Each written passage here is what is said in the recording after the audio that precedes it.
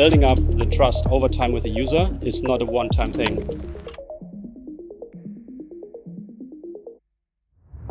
Yeah, I think trust is in the center. It's like the result of how you communicate with your user and how to build up the trust between them and you to make sure that your marketing works. Privacy is not only to check a box, it's about privacy-led design to make sure that the user journey counts.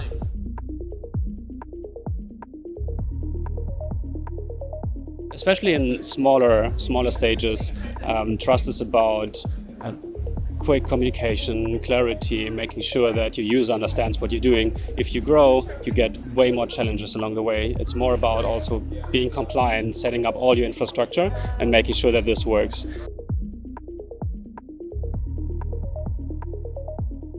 Every time a user is not seeing that their privacy is respected, then this is a problem for the journey and will result in less good conversions.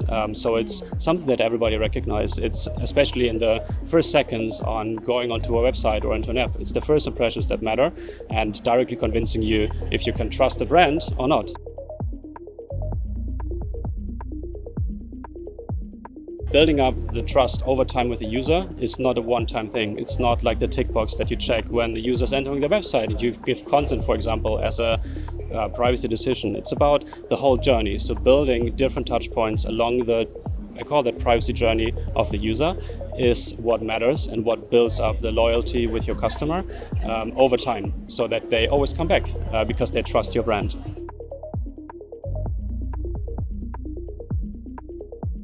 We started with like the compliance part and the legislation checkbox, right? And that's always the start, but it's more about building up the journey of the user and using it to differentiate as your brand, to build up trust, to be more trustable than others, and to make sure that you put this into your growth path. Because if you focus on a good journey, you help the user to make better decisions, and this will result in better outcome for you.